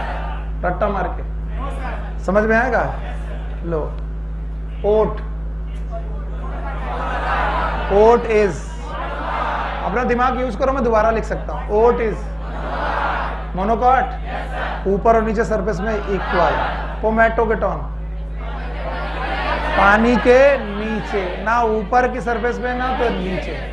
अच्छा, वाटर लिली, लोटस जैसा, पानी की सतह, एक सतह पानी के ऊपर, एक पानी के साथ वाली में नहीं, पानी के ऊपर वाली में होगा। तो किस सरफेस में होगा, किसमें नहीं होगा? अब बचे ए और P. P is total, purely, P for purely, purely dicot, नीचे ज्यादा ऊपर का। अब बचा apple. Apple is opposite of water lily. बोलो, ऊपर absent, नीचे present. It is known as APOWP। कुछ लोग नहीं लिख पाए तो उनके लिए दोबारा APOWP। बोलो, ऊपर की सरफेस प्रेजेंट होगा कि absent? ऊपर की सरफेस absent। पोटैटो याद है? बोलो, ऊपर की सरफेस पे कम, नीचे की सरफेस पे ज्यादा। ओट आया? बोलो, ऊपर की सरफेस में और नीचे की सरफेस में बराबर। वाटर लिली याद है? बोलो, ऊपर की सरफेस में होगा, नीचे की सरफेस में नहीं। टोमेटो बताओ, ना ऊपर ना नीचे। सर ये क्या पढ़ा दिया? ऐसे याद रखें हम लोग। APOWP। A for, P for, O for, W for water lily, P for tomato. हटा दें। अब बताओ किन किन फैक्टर पे डिपेंड करेगा? 2। एक कौन? इंटरनल। दूसरे related with plant, internal. Related with environment, external. Plant related 1 की 3। Age of leaf, number of stomata. Number ज्यादा तो ट्रांसपायरेशन भी ज्यादा। फ्रेश लीफ, यंग लीफ ज्यादा। और बताओ पोजीशन के बेसिस पर कितने? 5। APOWP याद रहेगा। Now the external factor. सुनो, ट्रांसपायरेशन एक्सटर्नल फैक्टर पे कैसे डिपेंड करता है? सबसे पहले टेम्परेचर। ट्रांसपायरेशन टेम्परेचर पे कैसे डिपेंड करेगा? ध्यान से सुनिएगा। जैसे जैसे टेम्परेचर बढ़ेगा, इधर देखिए, पत्ती के आसपास की एयर ड्राई होने लगेगी, यानी टेम्परेचर एयर को ड्राई करेगा। अगर एयर ड्राई होने लगी तो ये ड्राई एयर और लीफ के बीच में पोटेंशियल ग्रेडियंट बनेगा और लीफ वाटर को कम लॉस करेगी कि ज्यादा है? क्योंकि एयर कैसी है? ड्राई। तो ड्राई एयर को वेट करने के चक्कर में ट्रांसपायरेशन ज्यादा होने लगेगा। तो बोलते हैं transpiration is directly proportional to temperature.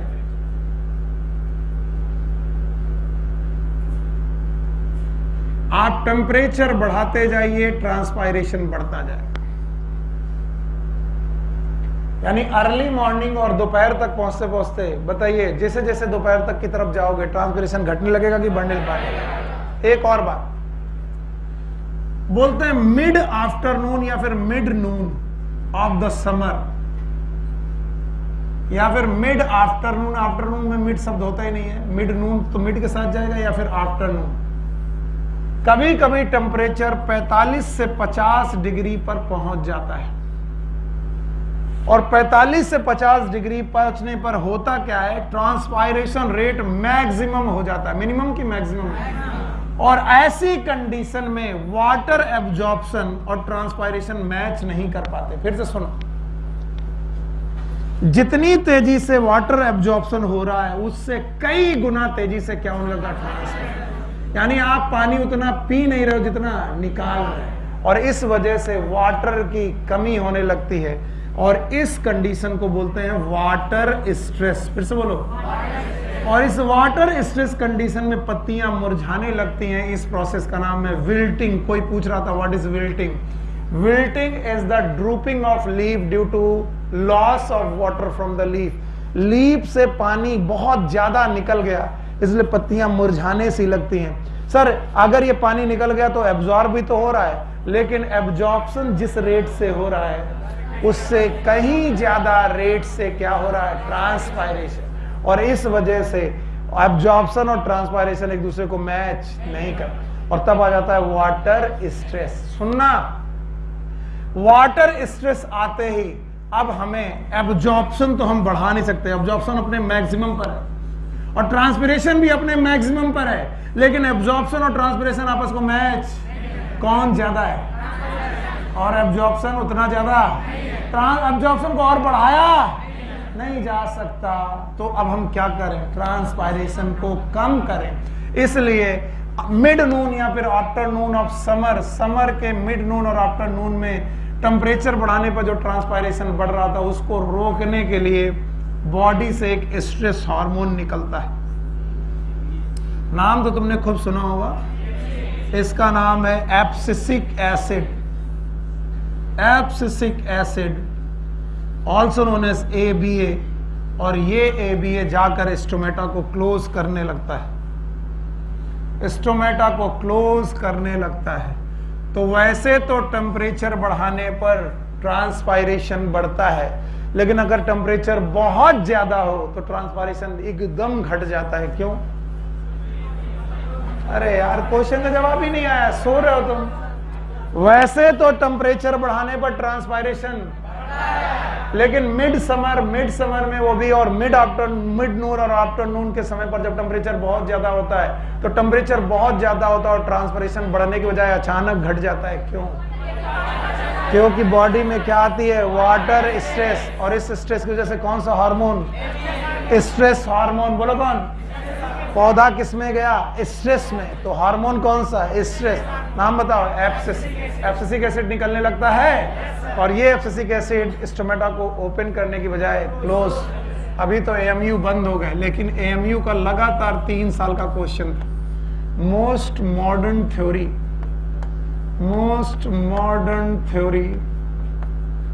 Of stomata closure. Stomata closure, it is ABA theory. कौन सी theory? ABA। What is ABA? Abscisic acid theory. अब दोनों 3 क्वेश्चन पूछ रहा हूं, बता दोगे तो ट्रांसपायरेशन के 3 अलग अलग क्वेश्चन सॉल्व हो जाएंगे। Most accepted theory of the stomata opening, potassium malate. That was the most accepted, or that was for opening, and it is for closing. Most modern theory for the stomata closing, it is ABA theory.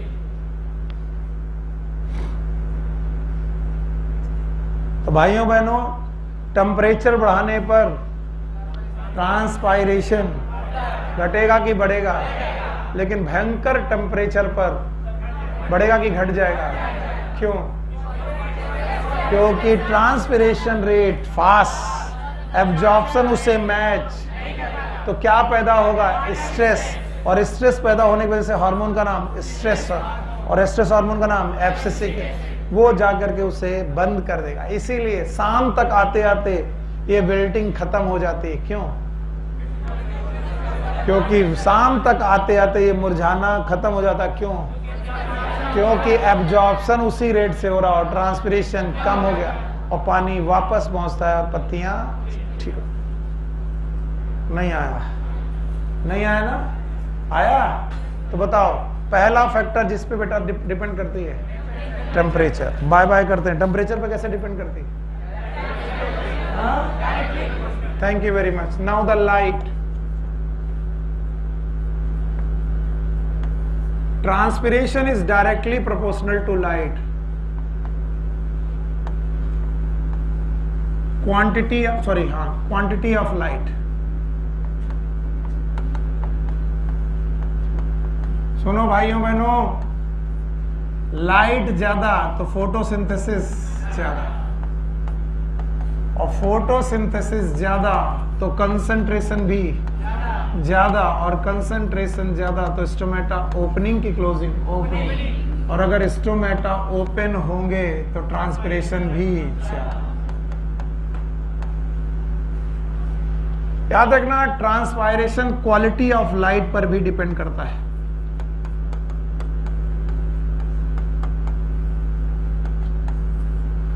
सात प्रकार के colour हैं। VIBGYOR, नाम तो याद होगा। कुछ ऐसे बच्चे भी होंगे जो पूछेंगे नहीं, उन्हें याद नहीं होगा, फिर भी उनके लिए वी फॉर, जो हमारा प्रकाश है उसमें 7 रंग होते हैं। बोलो कौन? Violet, indigo, blue, green, yellow, orange, red. एक बार और, violet, indigo, blue, green, yellow, orange, red. इन 7 कलर में सबसे ज्यादा ट्रांसपायरेशन, याद रखना, ब्लू में मैक्सिमम, उसके बाद रेड में आफ्टर दैट, और मिनिमम इज ग्रीन।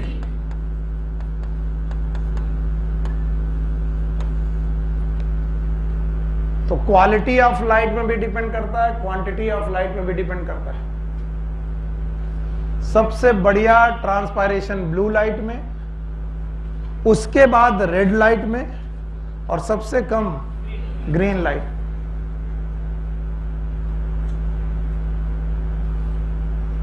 आगे बढ़े, कितने फैक्टर हो गए? एक कौन? टेम्परेचर, दूसरा लाइट, तीसरा है विंड वेलोसिटी।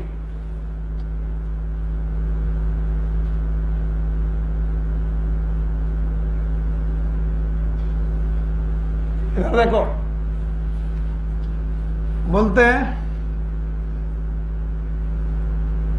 पत्तियां जब भी ट्रांसपिरेशन करती हैं, अब देखो तुमने सुनना बंद कर दिया, वो वाटर वेपर का लॉस करती हैं। वाटर वेपर लॉस करने की वजह से पत्तियों के आसपास की एयर हैवी हो जाती।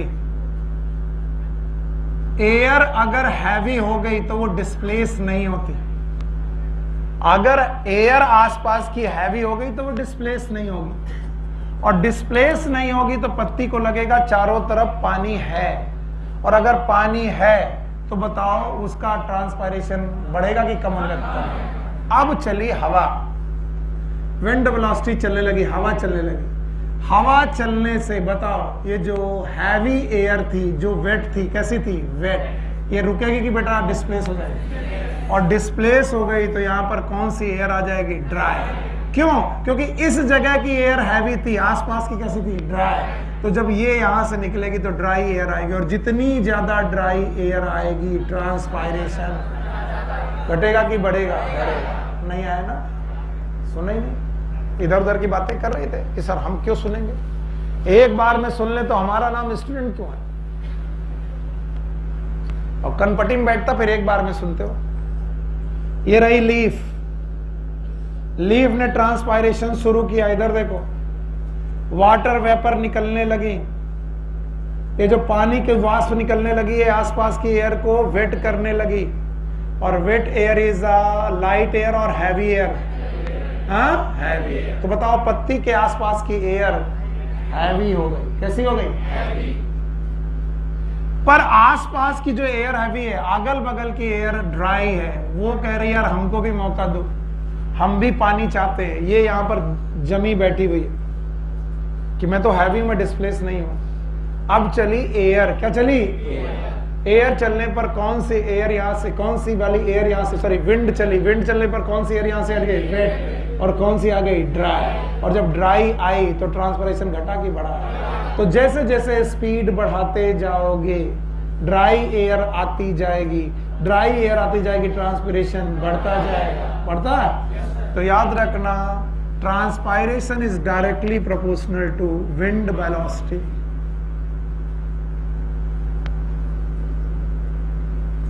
अगर इस क्वेश्चन का जवाब तुमने सही दे दिया तो इसका मतलब हम 2 घंटे से बकवास नहीं कर रहे थे। अब जो मैं पूछने जा रहा हूं, मान लीजिए विंड वेलोसिटी चलते चलते तूफान आ गया, इधर देखो तूफान आ गया तो ट्रांसपायरेशन रेट मिनिमम की मैक्सिमम,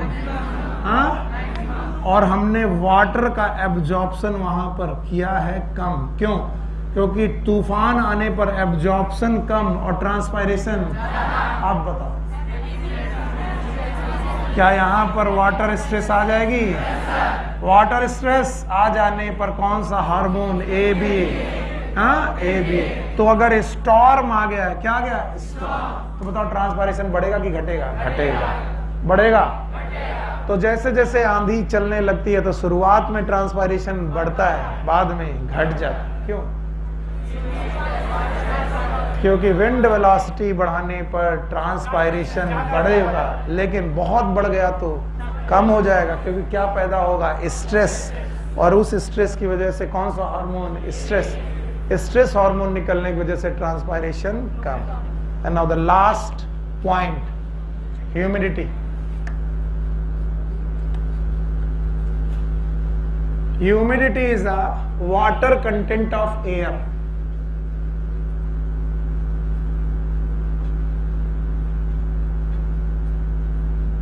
एयर,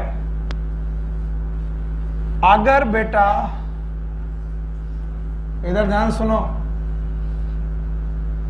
अगर वाटर में ह्यूमिडिटी ज्यादा है इसका मतलब एयर ऑलरेडी कैसी है, वेट। अब चारों तरफ ह्यूमिडिटी ज्यादा है इसका मतलब हवा भी चलाओ तो भी कोई फर्क, वेट एयर जाएगी तो वेट एयर ही, क्योंकि पूरी जगह पर ह्यूमिडिटी ज्यादा है। और अगर ह्यूमिडिटी ज्यादा है तो ट्रांसपायरेशन कम की ज्यादा, तो बस याद रख लो ट्रांसपायरेशन इज इनवर्सली प्रोपोर्शनल,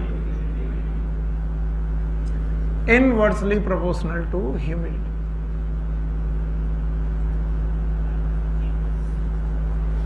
जितनी ज्यादा ह्यूमिडिटी होगी ट्रांसपायरेशन उतना। अच्छा भाई, अगर एक शब्द में लिखना हो, यानी एक सेंटेंस में लिखना हो, शब्द में नहीं, एक सेंटेंस में लिखना हो चारों बातें तो लिख पाओगे? Yes, transpiration is directly proportional, directly proportional to light, directly proportional wind velocity, याद है, और inversely proportional to relative humidity. Humidity और रिलेटिव ह्यूमिडिटी याद रहेगा? नहीं आया ना? बताओ, इस पे कोई कंडीशन अप्लाई है? याद है? कौन सा? A B. और इस पे भी है कौन सा? A B. बहुत तूफान आने पर और बहुत ज्यादा टेम्परेचर आने पर ए बी। पक्का? और पढ़ोगे? बस चलो, ट्रांसपायरेशन ऑलमोस्ट कंप्लीटेड है। भागो भागो भागो, जाओ। Take care.